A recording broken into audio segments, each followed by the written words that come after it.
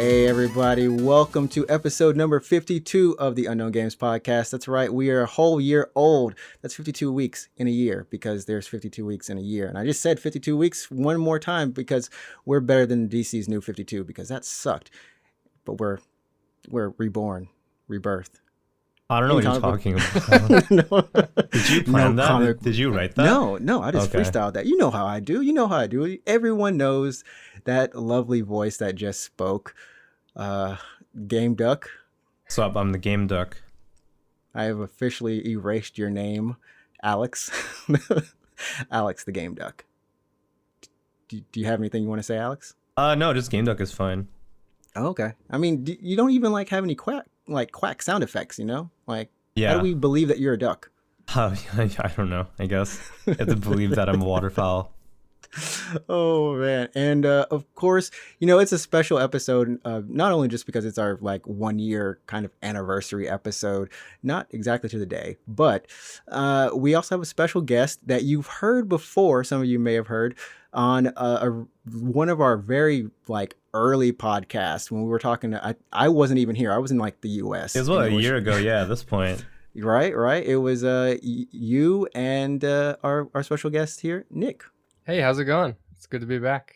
I didn't realize it was such a special episode, 52. 52 is what you said, I mean, right? I don't actually. It slipped my mind, so That's whatever. pretty cool, actually. Yeah. I'm the only one who keeps track of all of our specialness. That's so funny, yeah. I had to look it up because I was like, is this actually 52 weeks? So it's been a full year or what? I feel like we've had more little bonus episodes in there, but I never count them as an actual episode. So it's technically the first episode was TGS New Begin. It was called TGS Recaps in New Beginnings. Yeah, so we started on October 6th. Okay, yeah, so we started recording right after TGS, and now it's TGS actually just come and gone for 2020. So yeah, that's a big milestone. Congratulations. Yeah, thanks. Longer than most high school relationships right there. This is the longest commitment that I've ever. Oh, it's so fucking sad. Oh, it's not that bad. I mean, I've committed to life a lot. Oh my god. Okay, okay. Everyone's and that's a real trooper right there. That kid's a winner. But yeah, once again, everyone, thanks for being with us for an entire year, or whether you're just joining, thanks so much. We've got listeners from all around the world, and I just got to say thanks for following us on the wonderful digits of Instagram and Twitter at UGP_cast, and even on the YouTube, at Unknown Games Podcast. We love you all wherever you're following us, and you can also follow me on, the Twitch. But, I'll do that at the end of the show. Right now, we're going to get into it because it's a long show, everybody. Lots of things happen that we didn't talk about and things happening that we want to talk about. But first, I want to kind of, talk to our guest and just kind of reintroduce him to you all. So, Nick, you're located here in Japan, right? You play games and things like that. What's up? Yeah, I live here in Japan like you guys. I'm located in Yamanashi, which is smack in the middle of Mount Fuji and Tokyo, so it's a pretty cool location. I like that. Yeah, very convenient, very beautiful. Not so busy, not a lot of people. It's really comfortable. If the listeners out there ever come visit Japan, I highly recommend checking out Yamanashi. I am a gamer. Lately, I haven't been playing as much. It's just been kind of busy, or maybe I'm in a game slump. I'm not sure. But it tends to happen. Yeah, it tends to happen. A little like a game slump. But what's your I don't want to say favorite game because then everyone it's I have so many favorites. What's maybe your top 5 without actually going to 5? Of all time? Yeah, of all time. What inspires you to be a gamer? Oh man, Chrono Trigger is up there. Okay. Ocarina of Time is up there. You're getting in the good pantheon of gamers here. Yeah. What else? And I guess I spent a lot of time in arcades growing up, so I'd say like Dance Dance Revolution, those kind of rhythm games. Ooh. Although I don't play much these days. More recently though, I freaking loved Crosscode. Oh yeah, Alex. Is Nick the one that got you on Crosscode? No, I just bought it and played it. Okay, you just bought it and played it. Yeah, so I like retro games, but I like a lot of modern stuff too. That's retro inspired. Yeah, I don't know. I have a weird gaming taste, I think, these days. Yeah, but it seems like your roots are pretty solid. You know, you've got a good classic RPG, and like I said, I would say like kind of turn based, and also at the same time, you know, kind of action RPG, but more like the older action RPGs, like, you know, Mana and such. Yeah, not these. Yeah, not Kingdom Hearts. Hearts not Kingdom Hearts action RPGs. Everyone's like, oh, he plays Kingdom Hearts. It's like, guys, Kingdom Hearts was on sale on PSN. I think it still is for like 50%. It's a $99 collection, right? And it's like what, $30, and I still won't buy it. Something's up there. I'm just saying. Have you played Kingdom Hearts, Nick? I watched my best friend in high school play 1 and 2. I didn't play them. I just watched him play them, and yeah, I think I had enough just from that. Yeah, it's like that was enough. I'll take that back. I did play the PSP game. Was that Birth by Sleep? Birth by Sleep? Okay, that was a good one. I think I picked that up one of the first times I came to Japan for vacation in college as a game to play on the airplane going home. Oh. So I played that one, and then I played the Game Boy Advance one. It was like a card game hybrid type thing. Oh, yeah. Chain of Memories. There you go. That one, yeah. I played that one a bit, but besides those, I haven't touched the series really. Okay. That's pretty much my extent as well. I've played 1, 2, Chain of Memories, and a little bit of Birth by Sleep, which are pretty much the ones you want to play. The only one outside of that is Dream Drop Distance for 3DS. What about 3? Did you not play 3? 3. I feel like I can't play 3 without playing Dream Drop Distance and then playing the 2.8 prologue and finishing up Birth by Sleep. It's like homework. It's like homework and chores. You're just like, Yeah, it's harder than calculus to remember all those names. Right. Not as bad as like the NieR. Not as bad as the NieR remaster. NieR remaster. Can you even, like, without looking it up, Alex? Can you actually tell me? NieR I can go up to 1.22 because I was watching the NieR live stream on Thursday or whatever last week, even it was funny because in the subtitles, because it was subtitled in English, right? Right. In the subtitle, it's like, oh, this is our presentation of NieR 1. Whatever. It had the full title in the subtitle, but the Japanese developers, when they were speaking, they just stopped at 1.22. You know what? That's a good segue. That's a good segue because, you know, it wouldn't be a TGS episode recap without talking about TGS. And one of the biggest things that was at TGS, and I got to say, there wasn't much at TGS in terms of announcements, but I got to say the NieR stream was popping. The NieR stream, yeah, it was good. Yeah, it was like 50 minutes of NieR action, I guess. They showed gameplay. Well, action is loose, putting it loosely, but yeah. Alex, actually, Nick, did you watch any of the stream or follow any of the information out of TGS for NieR? Or are you a NieR fan? Is that too actiony?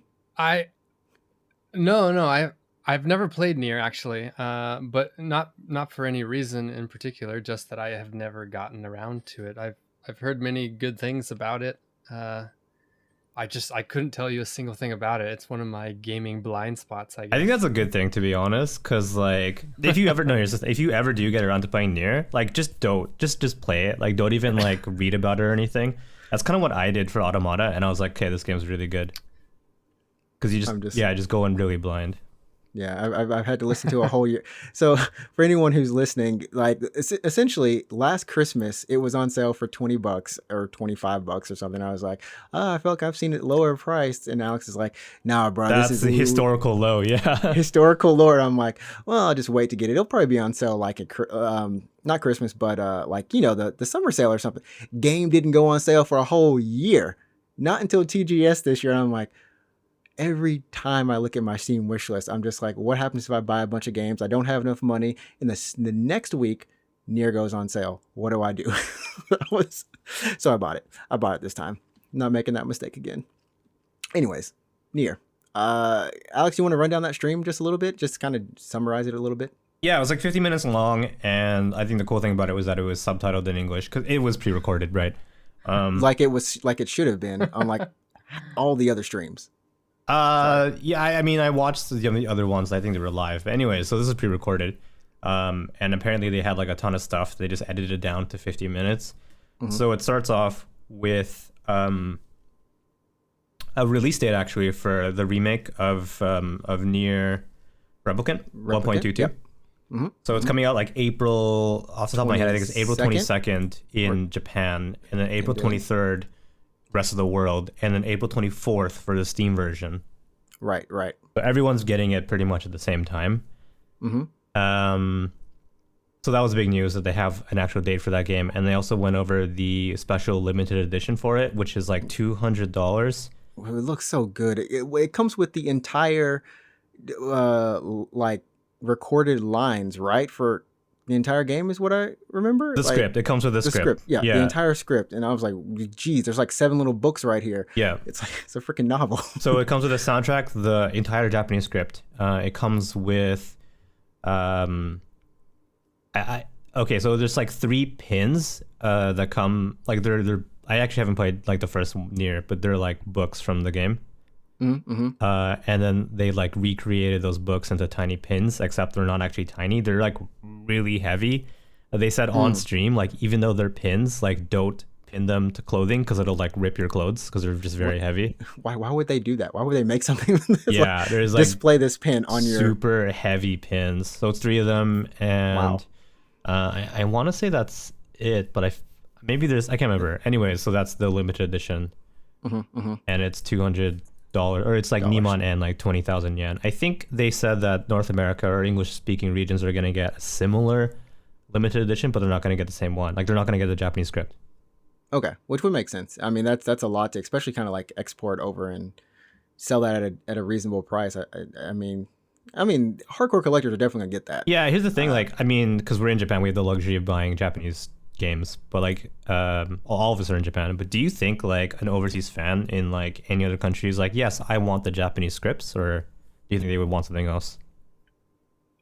I think Nick, go ahead. There's got to be some amount of people that would be into that, you know, even if it's just for collecting purposes. Yeah, I guess that's fair. If you're a huge ass fan, I guess we could flip it on that and be like, would you want, if they ever did re-release Chrono Trigger, for example, Nick, would you want the whole script of Chrono Trigger, even though it's in Japanese, or what? I mean, you know Japanese, so it's a little different. Yeah. If you know Japanese, but like if you didn't know Japanese.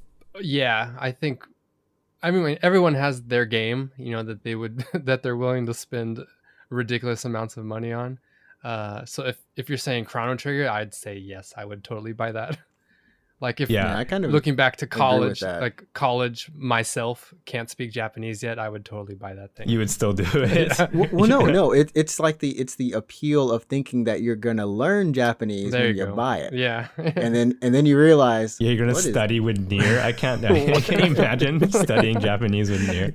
Just like the vocab term, which is like, yeah, no.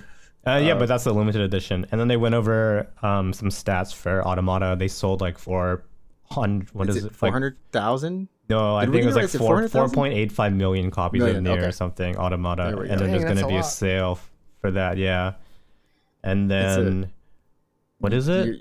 What else? They also showed off some footage for the mobile game, the one called Reincarnation. Yeah, which looks decent. Wait, can we say they showed off footage? They showed off like a trailer in which literally, I think one of the directors or something, or someone had told the guy who made the trailer, like, You're not allowed to use music. Yeah, So there's literally had no music. it had no music. It was cut up so much that all it really did was show characters for like half a second, and you couldn't even read what the character, like what was on the screen. No, well, like, they showed off. They showed off some battle. Like there was like, some battle. 5 seconds. Yeah. There was like 5 seconds of like battle system. So it's turn based. We can see that now. Yeah, it was so. But the trailer was so chopped up that I remember like after it ended, like everyone was like, "What did we just watch?" Like on the stream, they were talking. Yeah. What did we just watch? That's pretty typical for NieR, I would say, to do weird stuff like that. To make it like this. And then of course the replicant footage was actually pretty good as well. Oh yeah, they showed off actual like footage of replicant like running on a PC because it's still in development, but it's running. Yeah, so that was good. And of course they had their master line figure for X amount of dollars by Prime 1 Studios. That was for Automata, yeah. For Automata, yeah. That's a huge statue, but hey, that's So it's like a huge statue being made in conjunction with Prime 1, who is like a legitimate like like a statue company in Japan. Statue company. They do make smaller figures. Right. I mean, for about $300. Well, I think anywhere from like $150 to like $300 for the smaller scale stuff. For the smaller stuff. But Prime 1, like they do like really, really nice collector's statues for like Cyberpunk. There's one for Bloodborne. They have a Death Stranding one. Well, not Death Stranding, but like they have one for the mascot, just the Kojima Productions mascot, and also for Sam from Death Stranding. They have a lot of them. I think like them and Hot Toys, if I remember, like they have like just stupidly good quality figures. Anytime I go to Tokyo Comic Con, it's like their figures and just stop and they're like, goodness, the size. They're so pricey. Like you're not buying a figure, it's a statue. It's like I think like $3,000. Like the Death Stranding one is like 5,000. Yeah. Yeah, anywhere from like 1,000 to 5,000. I've seen like the entire like American dollars. Sorry, what? Dollars for that? Like dollars, yeah, $3,000. Yeah, I remember that's a lot.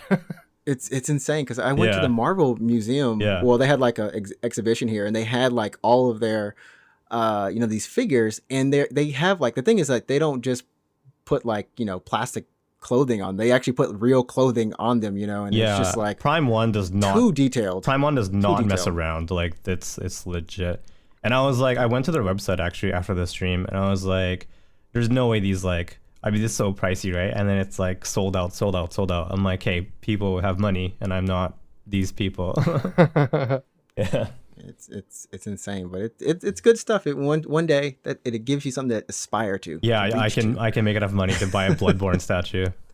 Or buy that big Dante statue and put it in your room. Yeah. Like, I have a half life-size version of Dante. They announced, Prime 1, the same studio we're talking about, announced a Dante from Devil May Cry statue. And it's like half scale. So it's just like half the size of a normal human. And that's weird. Yeah. It's only weird when you put it as it's half the size of a normal human. You could hide that in showers. You could you could do so much with that actually. Imagine opening your curtain and just like Dante from Devil May Cry. You're like, oh shit! A small Dante though, a small one. Yeah, like he's not exactly as tall as he should be. That's off, but you hear like a soundbite, jackpot. Yeah, I just wanted to say that. Just hit that. Yeah. So yeah, that was the NieR stream. I thought that was one of the better streams that was done at TGS. A lot of them, unfortunately, were done live and didn't need to be, which led to like Sega's stream, which for PSO2, they did some really good gameplay, good solid 50 minutes of gameplay going over the systems. But they had these like really bad, not the translators. The translators did their best. Like it was two translators taking turns translating for 4 people live. That's kind of rough, yeah. It was rough. I was at the end, I was like, Ganbatte, translator-chan. We love you. Like the entire chat I was watching, they were just like, translator-chan, you're amazing. And they just tag team off every time. They just tag team. You're like, oh, I think that's like really. I mean, they did their best. I think they did. To be fair. And the thing is like TGS was done essentially like it would have been on the show floor. Yep. If you've ever been, where they have a booth and you walk by and there's going to be these interviews with the developers, which is essentially like a slideshow and an overview of the game and a little snippet where they'll actually play it. And that's exactly what they did. And they're used to doing it live, so I don't think any of the companies thought like, oh, like Square, they pre-recorded it, they had English subtitles because there's a lot of people from overseas who watched, and I think it was kind of a missed opportunity for some of them. Capcom, I know they had subtitles on theirs, but they didn't. They had someone translating, but it was live and he kept up. He had a script, and thank goodness it was fine. So it was rehearsed then. It was, theirs was rehearsed. Sega's, that was, whew. But what we did get from Sega was a new Virtua Fighter game, or did they announce? Esports League plus Virtua Fighter. We don't really know. Did anyone play Virtua Fighter? Is anyone a Virtua Fighter fan? I played a little bit of 3 in the arcade in America when I was in high school or college. I don't remember exactly when that was, but that was it. It was a fun game. Okay. Yeah, same. Yeah, it's good. I played some of Virtua Fighter 1 inside Yakuza because it's like a mini game you can play. Oh, I was like, inside the Yakuza, Alex. Yeah. So that's happening. And we don't know exactly, like I said, all we know is they're starting an esports league, and it's essentially, I believe it's going to be like a reboot of Virtua Fighter. The last one was out on PS3, if I remember, Virtua Fighter 5, which I bought. Was that the first? Oh my God, that was so long ago. Yeah, I like skipped school to buy it. Yeah, no, it was PS3, wasn't it? Yeah, that's crazy. Yeah, it was a good game though. I enjoyed it. So that happened. Of course, we had some other fighting game announcements. I'm just gonna roll down these really quick. Tekken 7, of course. Kunimitsu, the shinobi, or the what do you call the girl? Kunoichi. Yeah, she's in there kicking other ninja butts. Guilty Gear Strive is going to have an announcement and some other, like a live stream event that's going to happen October 10th.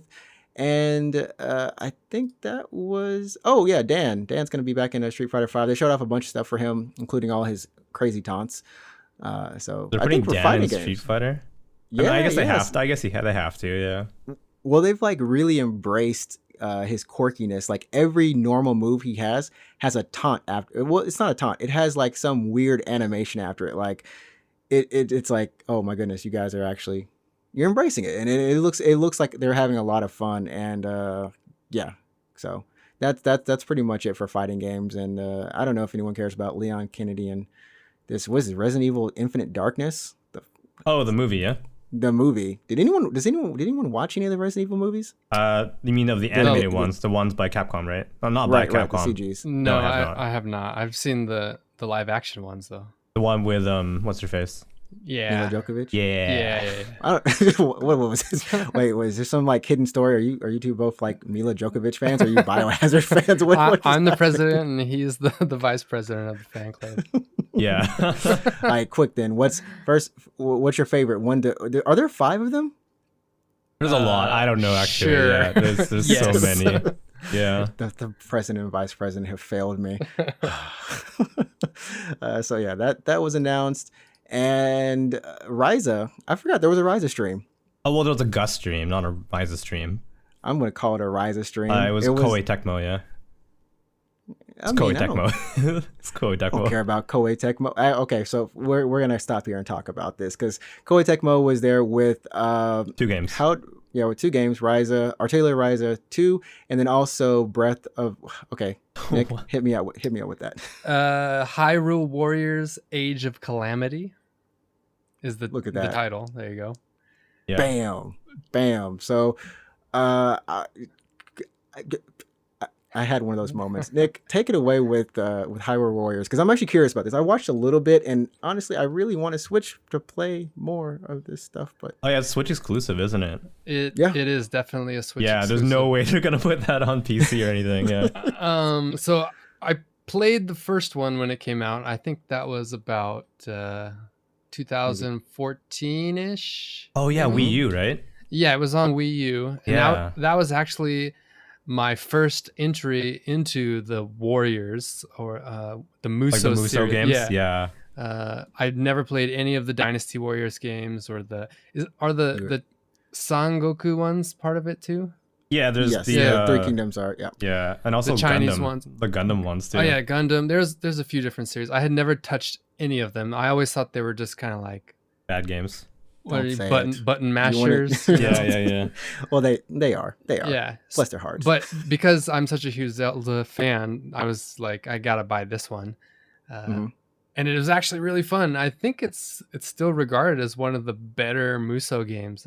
I think so. Yeah. It's up there. I think that and the Dragon Quest one was was good. I know that they do a lot of fan service. Well, not fan service, but they do fan service in like a good way, you know. And then I guess Persona, Scramble. Yeah, Scramble. That's the same studio. Yeah.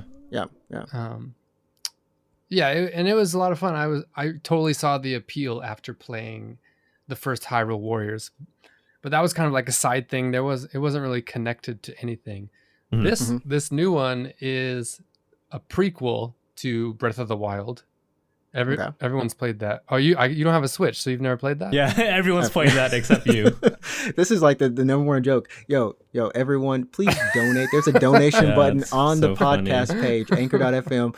Hit that donate button. Buy me a Switch. So you've never played Breath of the Wild? No. Oh, man. No. Okay. You've never seen anyone play it?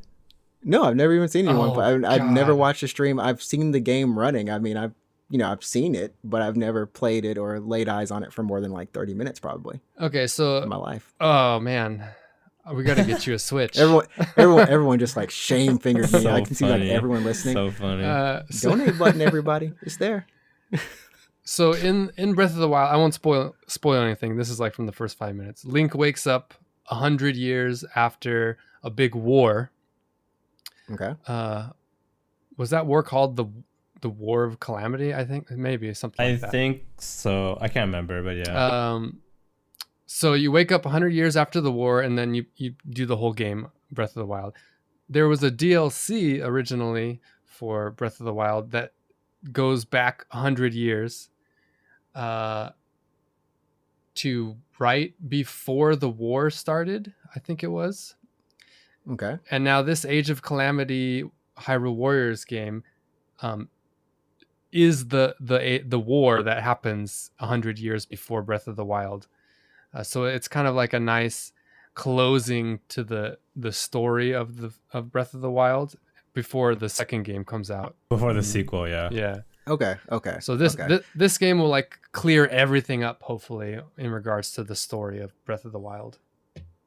How big are your hopes for like a decent, like well fleshed out story? Because like Musou games, like they're, I would say, a little actiony, button mashy. Like, do you want it to have like? Do you think it'll have like a lot of story in it? Like cutscenes, I mean, like long cutscenes. Did you play the first one? The first Hyrule Warriors? Sorry, what? No. Did you play the first Hyrule Warriors? I played the first one for like 2 hours. Mm-hmm. That one had a lot of story. I mean, that one wasn't connected to anything in the Zelda universe. But there was a ton of story in it, so I'm expecting this one to have a lot of story too. Okay. I was going to say, even from the cutscenes that they were showing, or just like the trailers, they showed a new trailer and it had even more footage in it, which were, kind of going behind, I guess, one of the characters or all of the I guess they're heroes or something. Yeah. Giant legends. I don't know what to call them. Champions? Were they champions? Yeah. Champions. I hope that's a proper term. But it seemed like they're putting a lot of story into it. And they did the same thing for Persona, right, Alex? Like for Scramble? Yeah, so Scramble actually was like a full-on legit sequel to Persona 5. It wasn't by any means like a side game. I mean, it's in the canon as a sequel, not just yeah, I mean, if you care about those characters, like it's just an actual sequel, and it has a lot of story. It's way more than I thought. I got not overwhelmed, but I was like, holy, they actually like really tried to write a story for this game, and it shows. So I think they've gotten a lot better when, like, because it started, honestly, like I remember playing the first Gundam one that they came out with. I believe it might have been their first Gundam one, and the first one they really hit big with was One Piece Pirate Warriors. That's where they had like that. Wait, that's Bandai Namco. Holy crap! I think here's the thing about the studio, like Omega Force, the Musou studio. I think is that like the same studio. I don't continue. Okay. So when they work with companies, that's when I think it has good story. So they're working with Nintendo for Hyrule Warriors. So Nintendo has a lot of like say and a lot of insight and like just direction in the game. And then Omega Force is just making the game, I guess. They're writing the code in a sense, right? Yeah, yeah. But Nintendo's like writing the story and they're providing. I presume they're doing a lot of the character design and that kind of stuff. Yeah, and I think that's the same thing with Atlas, and Atlas is kind of like directing and guiding, or they did it for Persona Scramble, and then Omega Force just made the game. I mean, from what I saw, it actually seemed like they're not making it to where Link, and at least granted, I've only seen so much footage of Breath of the Wild, but the way that Link was attacking, it wasn't some super fast, a lot of like quick attacks or anything. It seemed like he was attacking the same way he would have been attacking in Breath of the Wild, and I don't know, it felt like it looked natural. Like I didn't feel like it was out of place or sped up in some way to be more actiony. So I think that it'll be. I'm hoping it'll be pretty good. That's my hopes. Yeah, you're gonna get it day one, Nick, or what? Yeah, I'm definitely gonna get it day one, and I think what's the other game that comes out like right then? Cyberpunk. Oh wait, is that soon? Yeah, wait, is Hyrule Warriors coming out this year? Oh yeah, it's coming out November 20th. Jesus, really? Oh man, never mind. Never mind. No. we were like, we got soon. some time. Oh, never mind. Yeah, Cyberpunk is like 2 days before or after, for sure. And are you taking time off or what? No, but I'm not really that interested in Cyberpunk for some reason, so I'm totally gonna play Hyrule Warriors instead. Oh man, yeah, you're right. November 20th, dude. That crazy. Is in 2 months. That's crazy. I think we can probably just transition off that, but I'm not, because I can't leave my girl Ryza alone, because that cosplayer they brought on there was hot. Yeah, no, she was cute. So I gotta ask, should I play the first game? It's on Switch. I've never touched an Atelier game. Should you play it? I don't know, dude. Do you like RPGs? Wait, I like RPGs. So here's the thing. I played Ryza 1 actually on PS4 when it came out last year, and like you, it was my first Atelier game. So I kind of had like this weird like blank slate. I didn't have any expectations going into the game, but I will say I left like with pretty positive impressions. I enjoyed the game. I beat it, and I thought it was a pretty good JRPG. I had a really good like weird nostalgic kind of feeling towards that game. Like I grew up like in high school and early university playing like JRPGs on the PS2, and those like PS2 RPGs have a certain kind of feel to them in terms of like battle design and dungeon design and just how the game kind of unfolds. And they're like linear, but in a good way. They don't overwhelm you. They focus on the story. They have like a good solid combat system. Well, I mean, sometimes like it wows you. of them, you know what I mean? Yeah. But no, I got a really good I got a PS2 kind of vibe out of Ryza. So it's hard to explain, but like if you kind of grew up playing PS2 JRPGs, like maybe give it a try. They really toned down the crafting mechanics from it, like from earlier games. They made it a lot easier for newcomers, I think. And the battle system is way more action based than what it used to be. So it's pretty fun. It's kind of nice. like FF13 light. That's good. That's a good way of putting it. I was one of the few that liked 13. 13, yeah, me too. Oh, we've reunited the cast then. We all like 13 on this podcast. Okay, cool. That's good. Right, that's good. We're amongst friends. But yeah, I mean, I watched Alex when he was kind of streaming it and playing it, and it looked really fun to me. Like I like how dynamic the combat system is in terms of it's still like a normal turn-based RPG with but the way that they present it is very actiony.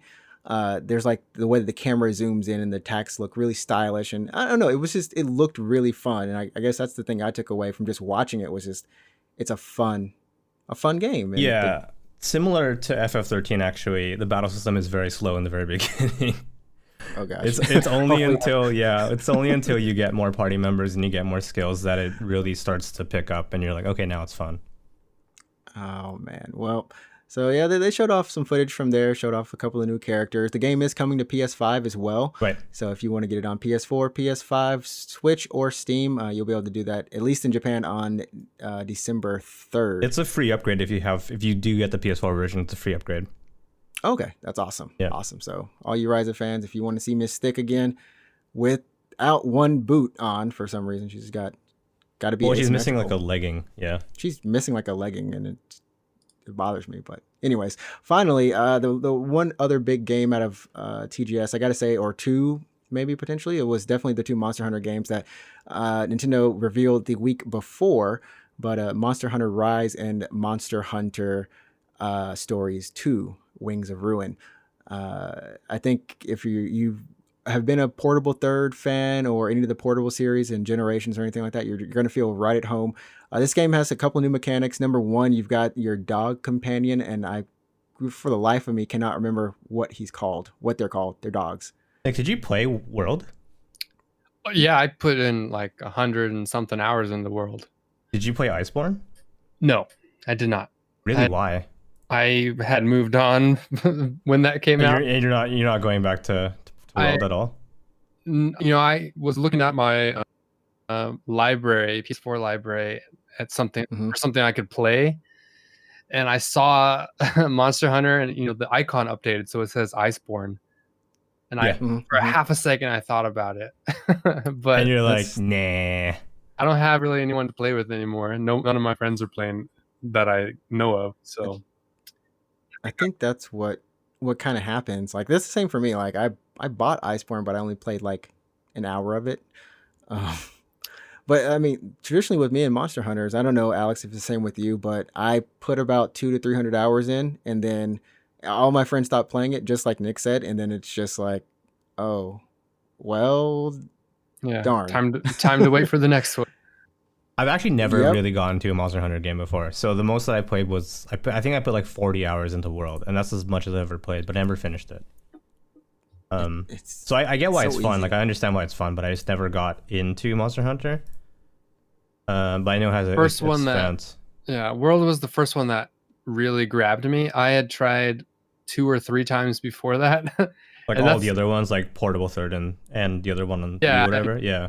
4. I think that 4 was on Wii U, wasn't it?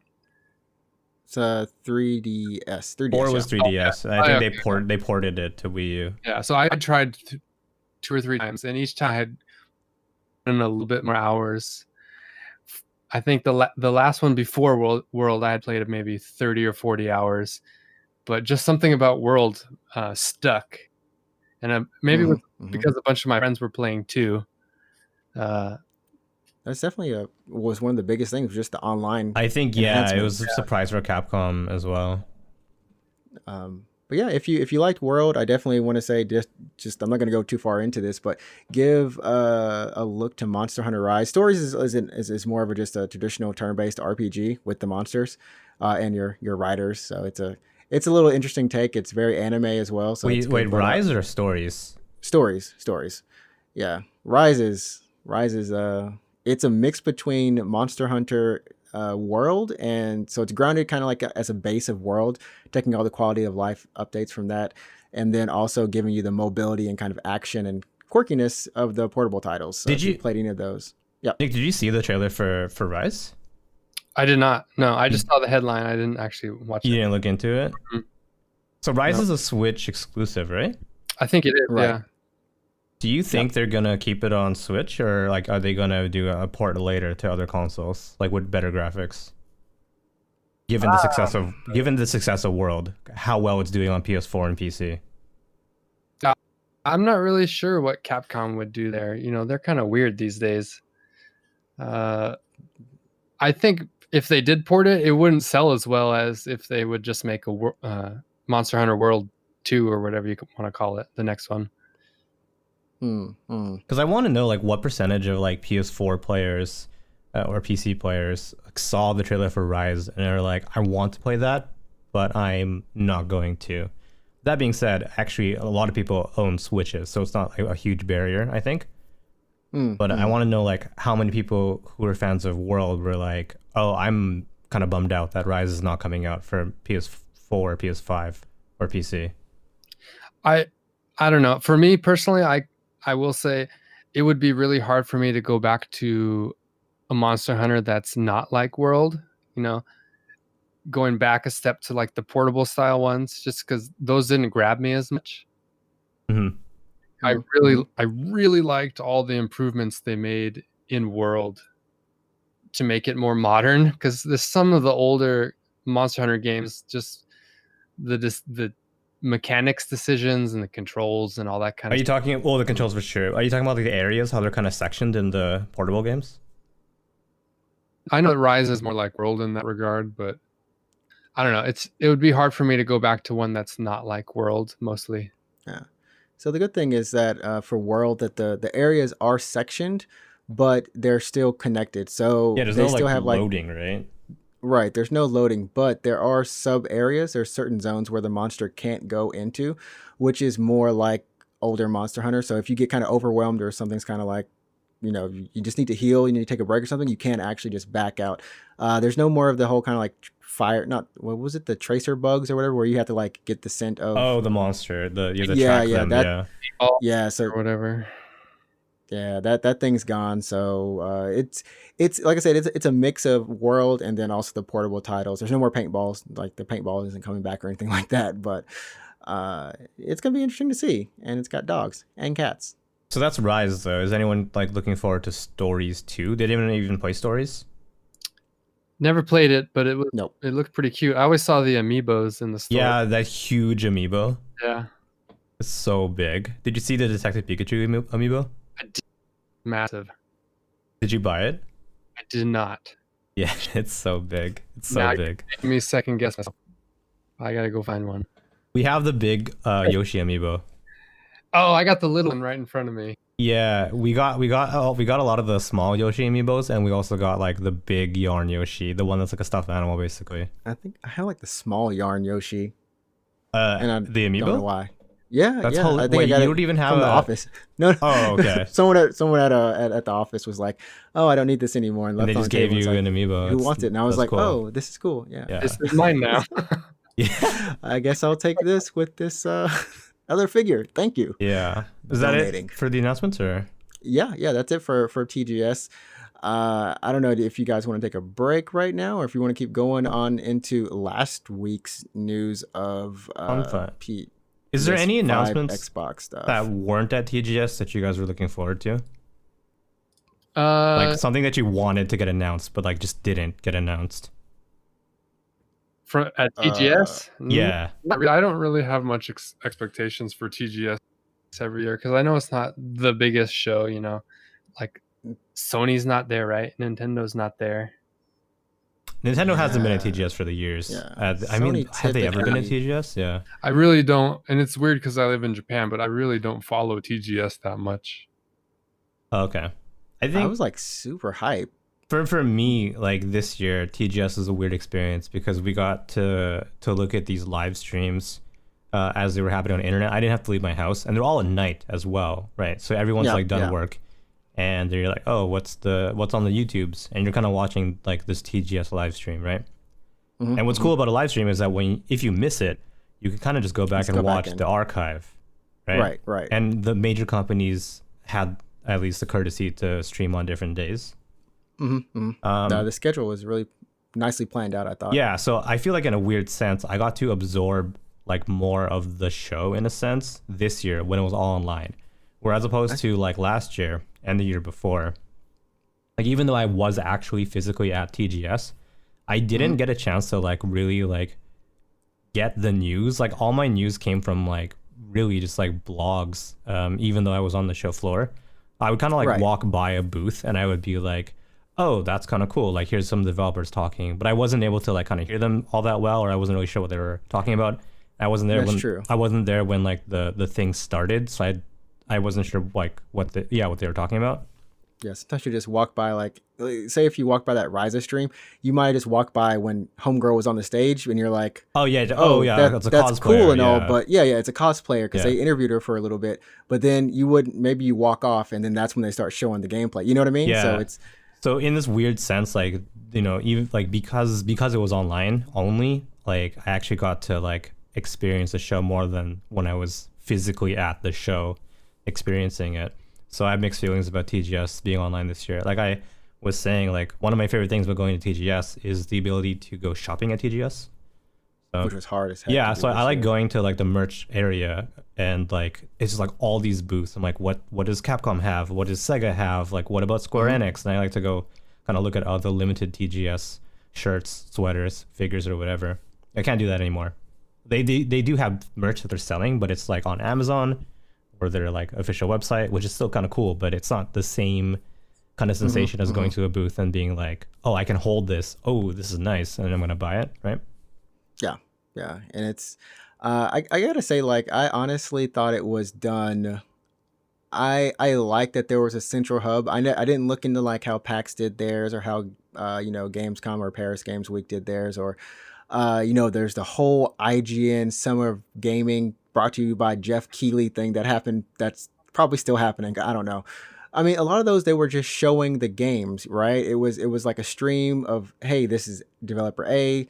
We're gonna kind of interview them or talk to them for X amount of time. Then we're gonna move on to developer B, and it really was hard to keep track of. But I felt like for TGS, maybe it was their website and just being able to. I think it was also they did it between multiple days, so you're like, my TGS day 1 is done, much like how you would do TGS in real life, right?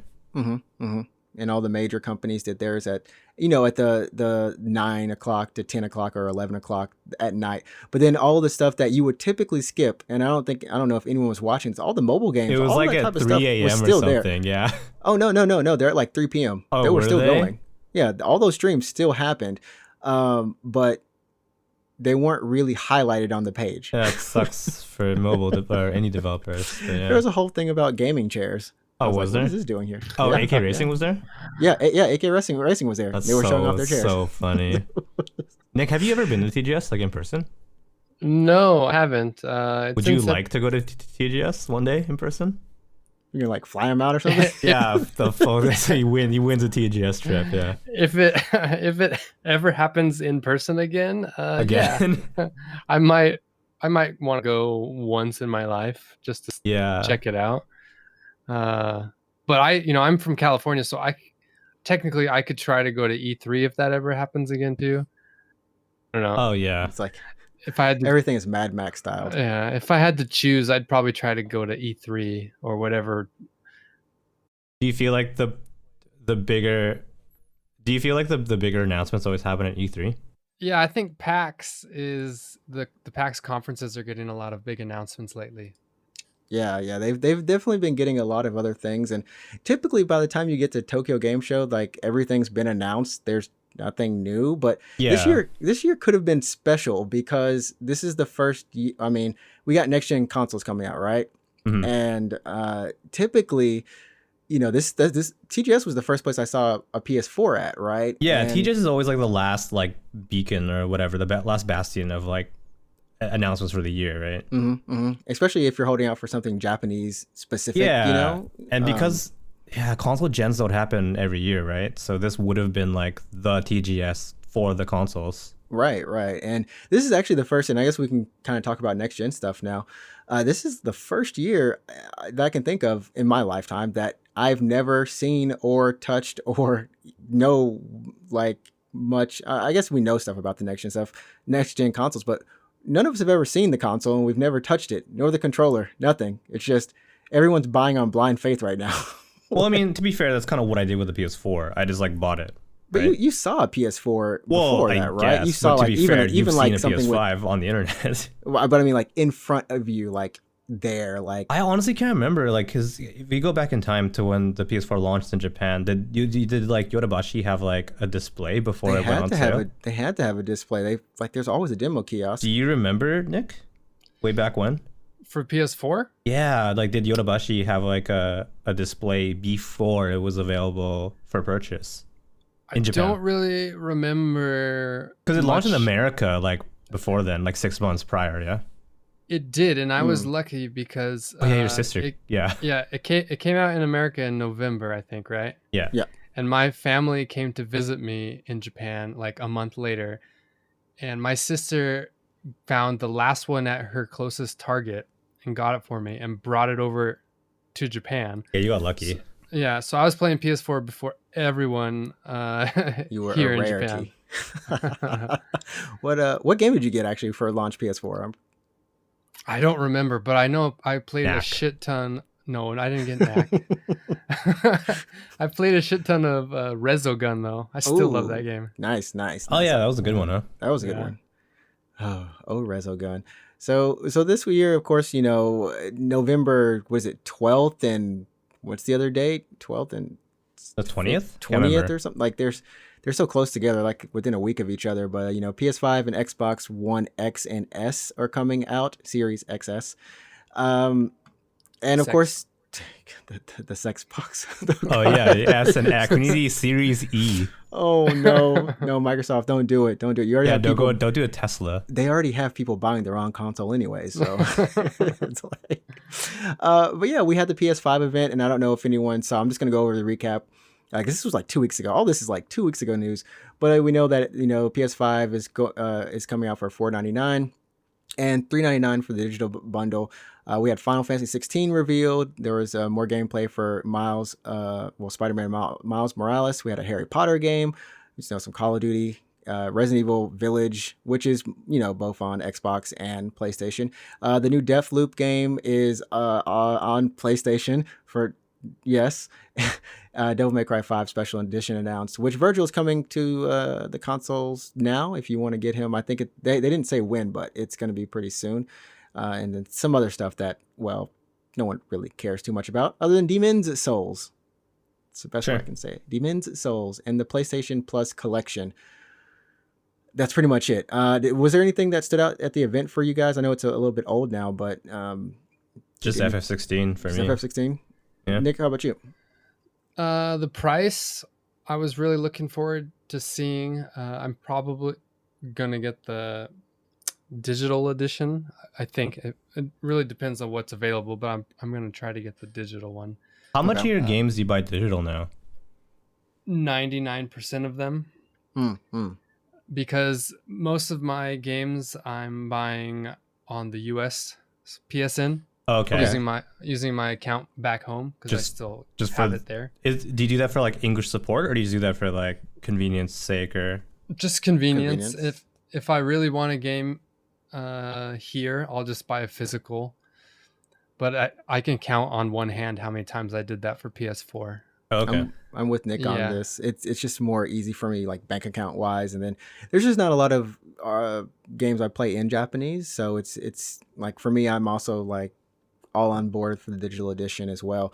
But of course, your old PS4 games, if you have any copies of those lying around, you won't be able to play those apparently because there's no work. disc drive. You can just put them in the disc and the drive and they'll work. So, but I mean, if you bought them digital, you can just download them again and then they'll work. Right.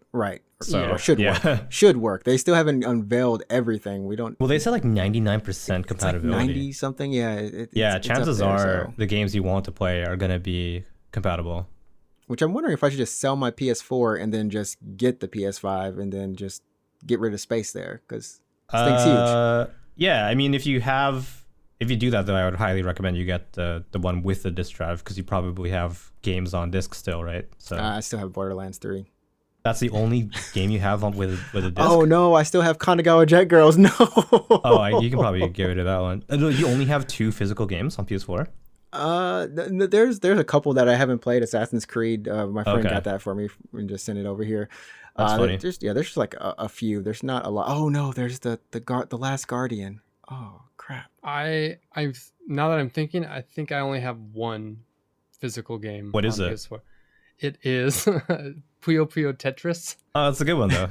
But it's not even here. It's at my parents' house. Well, just get the sequel. California. Wait, just no, I was gonna say, isn't that coming back out again? Like really soon? Yeah, the sequel is. The second one, yeah. So yeah, FF16 was kind of the big drop the mic moment that started at the beginning, and I think a lot of people, at least me, I was like, oh snap, Sony, you got some ammo right here. You got FF16. I'm super stoked, and this trailer looked really amazing. I mean, it's running on a PC, and it looks great for an early build of whatever they're doing. Yeah. And of course, this is being done by, and I don't want to mess his name up, Naoki Yoshida, who is I believe the producer for director for Final Fantasy 14. For 14, yeah. Yes. So he in an earlier interview, he was just like, yeah, I don't want any mecha or he just wants a straightforward fantasy story, no mecha I respect or machinery. That. I think that's cool because like we haven't seen that since like 9.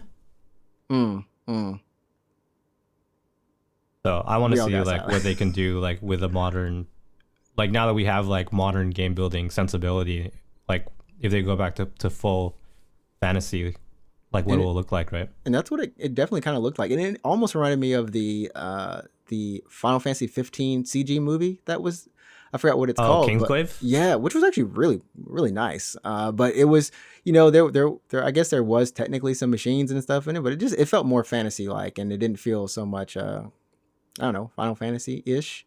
It looked nice, and I think this kind of looks really good too. What are you looking forward to about it? Both Nick and Alex. What are you looking forward to? About what, 16? 16, yeah. I think like for me, yeah, I like the look of the world. I like how it's going back to like full fantasy. I like, I used to play a lot of 14, and I like how the world building is done for that MMO, and to see that applied to a single player game, like they can really go. I think they can really stretch their legs with storytelling because they're not bound by the limitations, let's say, of an MMO. Because the MMO not everything is voice acted in an MMO, and they kind of have to like make sure the game runs on like a variety of different consoles and systems. So now it's announced for 2 platforms technically, and they can really stretch their legs, right? Right. And the combat looks pretty good, so I want to see what they can do with this super action based combat. It looks like they took the combat from FF7 remake, and they're just like, okay, now it's single player, like a single person, like there's no party. Right. Yeah. Which it looks pretty good. It's gonna look pretty good. Nick, do you have any thoughts on it? Yeah, I do. I've been kind of on like a Final Fantasy fatigue lately. The last few releases just haven't done it for me. I think it really is because they've been doing the what do you call it? The cyberpunky stuff for so long. I am kind of excited for them to go back to the fantasy setting, like full fantasy setting. Yeah. And it's a fresh start. This game, I think, is not connected to anything before. You know, a lot of their games lately have been connected to 15, which was kind of connected back to the 13 stuff. And thematically, you mean, like not in story, but like thematically? Well, because it was originally supposed to be all in the same universe. Yeah. That's right. So that's right. And you know, I really didn't like FF7 remake that much, even though I was hyped for it, super hyped for it. I bounced right off of it. How far did you get? Not far.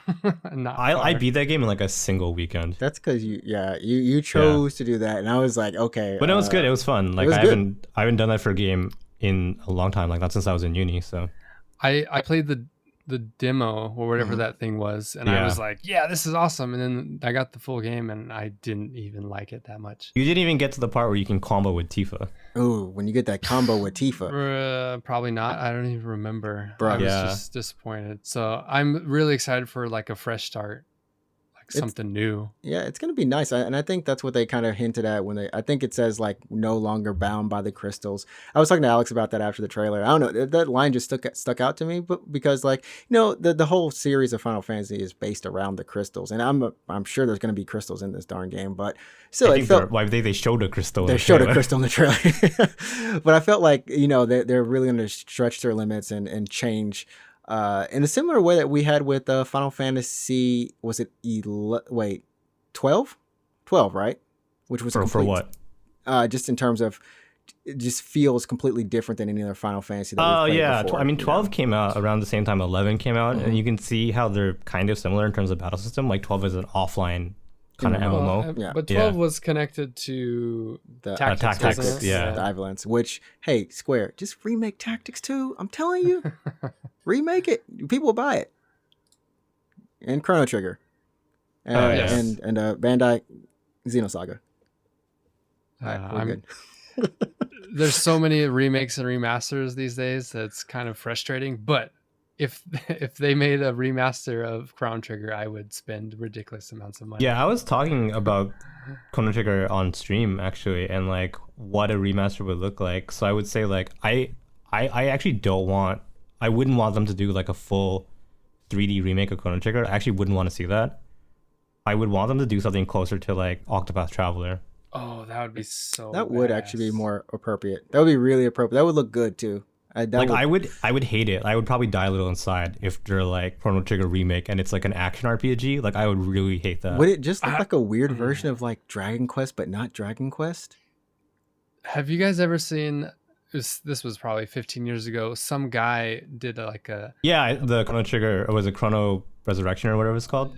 Yeah, it was 3D. It was for like PS2 or something, PS3. Yeah, it was running on a PC. Yeah. Yeah, like I saw that and I thought, okay, I want this. So I don't know. 3D would be kind of cool. It can work. I mean, I guess it depends on how.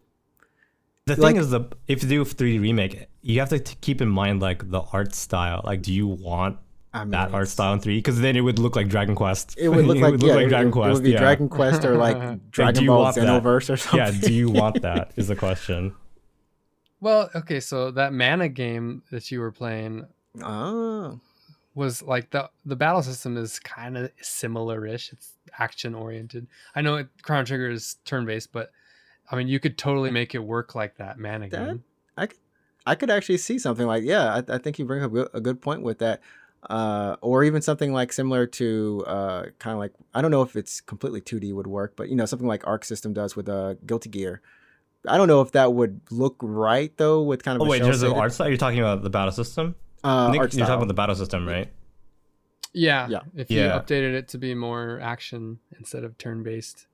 I mean, so Trials of Mana was pretty fun actually, but the reason why I liked it was because the boss encounters felt like a raid. Oh, okay. Yeah, and that's why I liked it, because it had the same boss rotations as like an MMO raid. That's why I liked it.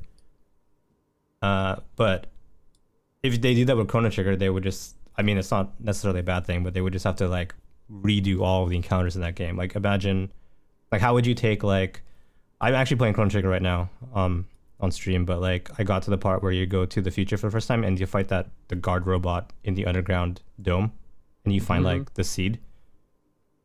How would you imagine that fight as like a Trials of Mana style encounter? I don't know. Do you remember that fight though? Yeah, I've never seen that fight. Oh, okay, you haven't played Chrono Trigger. I can't even tell you. I don't even know what it looks like. I think if they, can you hear me? Yeah. Yep. Okay. I think if they did a remake or remaster of Chrono Trigger, for me personally, it would have to either be like by the book exactly, like turn-based, don't change anything, just make it look better. Right, like what they did with Trials of Mana. Yeah, or go full action. I wouldn't, and not like FF7 remake where it was kind of like a hybrid thing. Because I didn't like that. I either go full action or don't change anything. Like Chrono Trigger Warriors. Yeah, there you go. I want someone call Koei Tecmo. Get him on there. Get Chrono Trigger Warriors. Is that going to be this year's Xenosaga? Chrono Trigger Warriors. Everyone, we need Chrono Trigger Warriors. Contact your local Koei Tecmo representative now. Oh man. Well, we're hitting that hour mark now, so we're going to. I'm gonna just say. I'm hungry. I am not, but if someone is on the show, then I don't. Maybe they're looking at that Ryza pick I saw. I guess to kind of close it out, we did have the news of, and we don't have to really say much about it, but and I guess initial. How did you feel? Bethesda, Microsoft. How'd you feel? Did you feel happy? Did you feel like you got cheated? What went through your head as you heard that news? Microsoft stuff. Yes. Oh, the Bethesda buyout. Yeah, like $7.5 billion. Toss that money. Fast money. Big cars. Yeah, I saw that number and I said, wow. It's a lot of money, yeah. It's a lot of money. I'm not a huge Bethesda guy. I have played a few games. So I thought, okay, that's cool. I don't I don't really buy Xboxes. I play games on PC if I need to. Otherwise I'm Sony, Nintendo usually. But yeah, I don't know. We'll see what happens. I honestly I felt like it didn't affect me very much because I also don't play very many Bethesda games. Like the last ones I played were Doom Eternal, and I guess Dishonored, and that's really it. I was sorry, you were gonna say Wolfenstein. I was like, no. And those games are like on PC. Even like the one for PS5, was it like what's it called? The one being developed. Deathloop. Yeah, Deathloop. That's also coming out for PC. So it like really doesn't. Well, first off, they said they're going to respect, like they're going to honor the exclusivity for PS5. So it's still coming out PS5. Right. But let's say there's like a Deathloop 2 or whatever. Probably it's still going to be on PC. So I'm like, that's fine. Like that's where I play most of my games anyway. So yeah. I mean, whatever. Yeah, I think if you have a PC, then it's definitely a thing that doesn't really affect you as much. I know growing up, I was just a single console person with maybe a Nintendo with a Nintendo handheld, right? And a lot of games that I would play, I would be like, okay, I'm playing this or whatever. And when a new console came out, I'd be like, oh, okay, like what games do I want to play on this? What franchises are continuing? And even for me, like I never really got into the Elder Scrolls or Bethesda. I don't like Bethesda style combat, and I'm not typically into the looks of their worlds or anything. So like all the Elder Scrolls kind of thing. Yeah, Fallout as well. Yeah, Fallout as well. It just doesn't hit me. But I know for a lot of other people, it definitely is a deciding factor for them in terms of like, oh, I heard that, and it's like, oh crap, I can only get this game on Xbox. Oh my goodness, I'm switching my vote kind of thing, And it was I gotta say it was a huge announcement, and just knowing that pretty much every Western RPG is now just on an Xbox and a PC for a lot of people. If they choose to get a PlayStation, and there's rumors, of course, that there's going to be other buyouts and we don't know what's happening with like BioWare, for example. Oh God, yeah. Wait, BioWare's still with EA? Yeah, they are. If someone buys EA, then just turn it loose. I don't know what's happening anymore. Who could buy? I guess Microsoft could buy EA. But yeah, but Tencent, I don't know. If anyone. Who knows? And we've got all these Japanese studios on the table, and with the whole rumor of Sega. That's what I thought was going to happen. Was Microsoft's going to be like, and we're proud to announce this new partnership with Sega at TGS or something. But on their Twitter, they're like, no, we're not doing any of that. Don't worry. But if that happens, would it be weird if you could only get a Persona on? Oh no, it's fine for you. It's fine for you, but for I guess if you have a PlayStation, would it be weird if you could only get Persona on Xbox or PC? Like. Up until now, that's never happened. Yeah, like, no, I guess it would be pretty. It would be pretty weird. weird. I guess not even Nintendo consoles anymore. Your Shin Megami's gone. I don't know if Microsoft has any interest in purchasing Sega. I mean, maybe they do, maybe they don't. I'm not sure. If Microsoft were to enter, if they were like, oh, we're gonna take over the Japanese market, like, would it be Sega? Do you think they would choose Sega? Whoever's the lowest bidding at the moment. We just know. At least Capcom is pretty low in terms of funds or trying to restructuring and stuff that have been heard in the past. And and Sega is just Sega. I don't know about how Bandai's making too many anime games. Okay, so does Microsoft have enough money to buy Nintendo? Honestly, probably yes. But that would be the weirdest thing ever. We just done. We just bought the other technically consoles. do. I think they do technically, but like, would they? Probably not.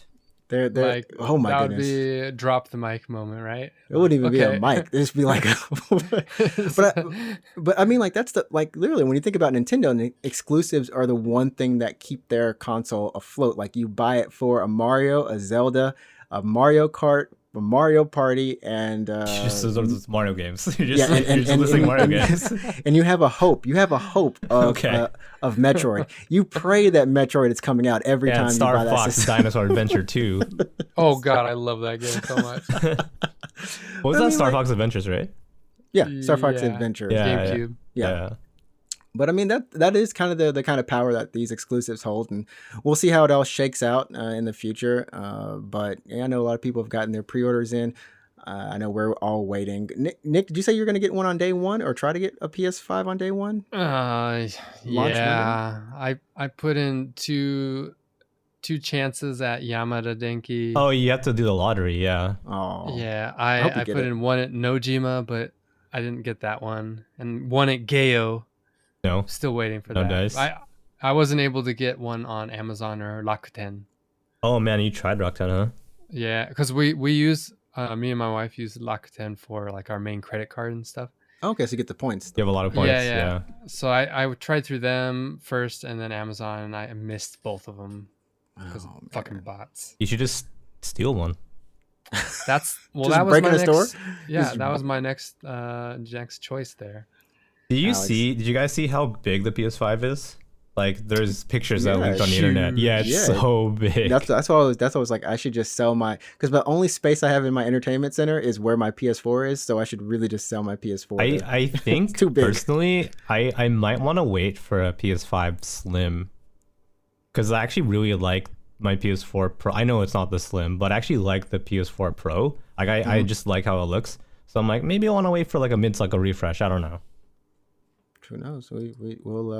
We'll see. We'll see. The future knows. And I guess that's pretty much it in terms of news and things like that. I know we didn't talk about the Amazon Luna. Maybe we'll get to that next week if there's some more Oh darn stuff about that. That there's so many streaming services, so many things. Oh yeah, I just Stadia, and so I'm missing one. There's the GeForce one. Yeah, there's the Nvidia one that you can apparently play anything you own on anything. Is that the whole case with it?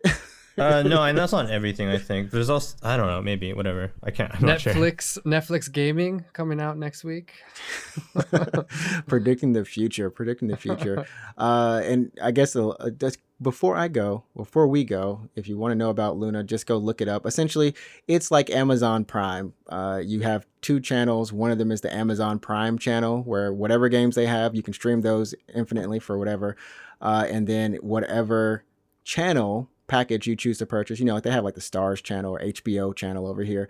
Those would be publishers. You can, in theory, get sign up for that publisher, pay whatever price, and then stream all the games in their category. That's essentially their service. So, guys, do you have anything you want to leave the audience with tonight? Oh gosh. What Was not expecting that. That kind of woke me up. That's like that changed your text that notification to that when I text you. Oh, I guess we'll start with you, Nick. How do you have anything you want to say, or anything you want to promote, or anything like that? No, so the podcast that I was doing, we've been on a long break, so I don't really need to plug that right now. But I do want to shout out a game, Hades. I just started playing that this morning. That thing is freaking awesome. So if you're looking for a game to play in short bursts, I would suggest. It's Supergiant, yeah. That. Yep, Supergiant. Yeah, it's their newest one, and I think it might be their best one. Oh, really? It's really freaking good, yeah. So check it out, I guess. All right, that sounds awesome. And Alex, you got anything? Yeah, I'm gonna say go to Steam, and you should wishlist a game called Crab Champions. Did you buy? Is that what you bought before this thing? No, it's not even out yet. Oh, okay. Is that fight Kurabu in Japanese? No, it's a different game. Oh, it's a different game. But they also features crabs. Okay. Do you know an artist? Alex also featuring crabs. Yeah, I have crabs. Yes. No, don't clip that. No. Oh no, that's gonna be used against me in the court of law. You know an EDM artist named Noise Storm? He's on Monstercat actually. Noise Storm, maybe. Yeah, so I think like last year or something, there was like a music video called like what is it? Crab Rave? It's called Crab Rave. That song? Yeah, I know that song. Yeah, so the music video features like CGI crabs, and then that for some reason he was like, I'm going to turn this video into a video game. So Noise Storm, this EDM artist, is making a game called Crab Champions, and like, yeah, check it out. Okay, features racing. It features like third-person crab shooting. I don't know why that cracked me up. Third-person crab shooting? What? No, just like watch the trailer. It's really good. And he's an EDM artist, so he's like doing the soundtrack as well. Crab Champions. Why do Crab Champions? Everybody, you get on it. Go shoot some crabs, or shoot crabs shooting crabs. Yeah. Crab on crab violence, not advocated, but necessary. So yeah, that's gonna do it for us this week. Once again, thanks again for tuning in. This is episode number 52, and you can always follow us on Twitter or Instagram at UGP_cast. You can also leave a voicemail if you want to. Let us know. Show us some love if you want to. I mean, please. You can log on to our anchor.fm page /UGPcast and click on the message. There's like a voicemail thing, and you can send it to us. Or you can hit the donate button and buy me a Switch. Buy him a Switch. To play Breath of the Wild. So he can finally play Breath of the Wild. I got to be updated, everybody. My firmware. Wait, you should... Can't you just get a cheap Wii U? They're probably $5 or something, right? Yeah, just play the Wii U version, actually. Why does this feel like I shouldn't do that? How much is a Wii U if you go to like Book Off or whatever? I don't know. Probably I don't under. even see them anymore. I'm pretty sure it's probably like 8,000 or something like that. Yeah, you could probably save money, but then the problem is that you're left with a Wii U. Yeah, just left with a giant piece of trash. Yeah. That evolved into something beautiful like a Switch. So yeah, and of course you can always follow me on Twitch at NinjaTrix, NinjaTrix, streaming every Wednesday, Friday, Saturday, and Sunday, 9 to 12 p.m. JST. There we go. I guess that's it. We're going to see you next week for episode number 1 of the Unknown Games podcast. Number 1? We're starting over. We're starting over.